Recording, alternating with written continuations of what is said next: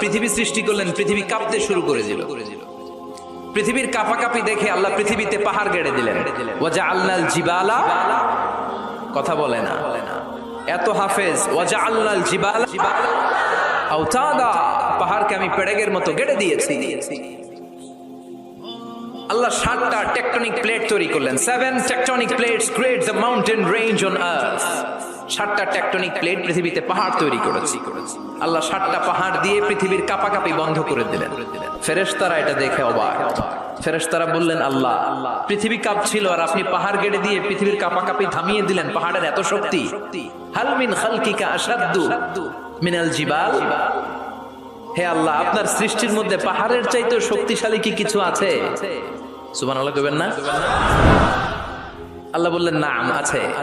সেটা হচ্ছে আল হাদিদ, মানে লোহা। কারণ লোহা পাহাড়ের ভিতরে ঢুকাই দেওয়া যায়। সুবহানাল্লাহ বাড়িতে গিয়ে বললেন। আবার এই আল হাদিদ নামে আল্লাহর কোরআনে একটা সূরা আছে না নাই? সূরার নাম কি? সবাই বলেন।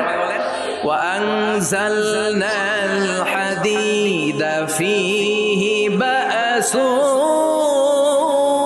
শাদীদ।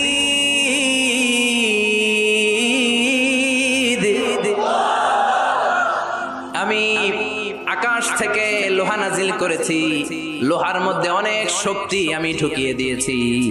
ওয়া মানাফিউ লিন-নাস, আবার লোহার ভেতরে মানুষের জন্য উপকার আছে না নাই? এমন কিছু বানানো যায় না লোহা ছাড়া। এই যে মাইক বানাইছে লোহা আছে না নাই? ঘড়ি বানাইতে লোহা, বাড়ি বানাইতে গাড়ি, কম্পিউটার, প্লেন, রকেট, বন্দুক। সুবহানাল্লাহ কইবেন না? সব কাজে লোহা লাগে। আল্লাহ বললেন, লোহা পাহাড়ের চাইতেও শক্তিশালী, পাহাড়ের ভেতরে আমি লোহা গেড়ে দিয়েছি।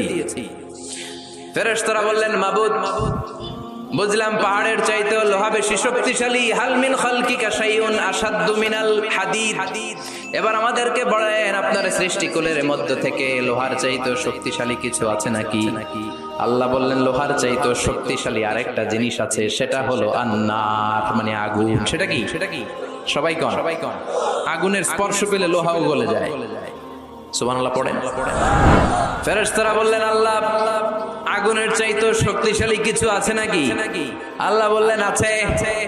সেটা কি? আল্লাহ বললেন, আল মা, মানে পানি। আগুনের মধ্যে যদি পানি ঢেলে দেয়া হয়, আগুন তার অস্তিত্ব হারিয়ে ফেলে। ঠিক কি না? ফেরেশতাদের প্রশ্নেরও শেষ নাই, আল্লাহর উত্তরেরও। ফেরেশতাদের কৌতূহল আরো বেড়ে যায়। ফেরেশতারা আবার বলে, মাবুদ, আপনার সৃষ্টিকুলের মধ্য থেকে পানির চাইতেও শক্তিশালী কিছু আছে নাকি? আল্লাহ বলে, আছে। আর রিহ, মানে বাতাস। মানে কি? বাতাস। কারণ বাতাসের ধাক্কায় সাগরের পানিতে দোলা খেলে, বাতাসের গর্জনে সাগরের মধ্যে উচ্ছ্বাস তৈরি হয়, শুরু হয় জলোচ্ছ্বাস। ঠিক কি না? ফেরেশতারা আবার অবাক হয়ে বলে, ও মাবুদ, এই বাতাসের চাইতেও শক্তিশালী কিছু আছে নাকি? আল্লাহ বললেন, বাতাসের চাইতেও শক্তিশালী আছে। ফেরেশতারা বলল, সেটা কি? আল্লাহ বললেন, বাতাসের চাইতেও শক্তিশালী আশরাফুল মাখলুকাত, মানুষ।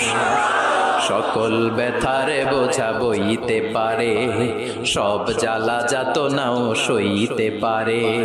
বিপদ আপদ এলে আল্লাহকে ডাকে, তার দয়া করুণায় ভরসা রাখে। হারায় না হুশ, সেই তো মানুষ। ঠিক কি? আল্লাহ বললেন, মানুষ শক্তিশালী, তবে ওই মানুষ, যেই মানুষ ডান হাত যা দান করে, বাম হাত সেটা টের পায় না। সুবহানাল্লাহ পড়েন।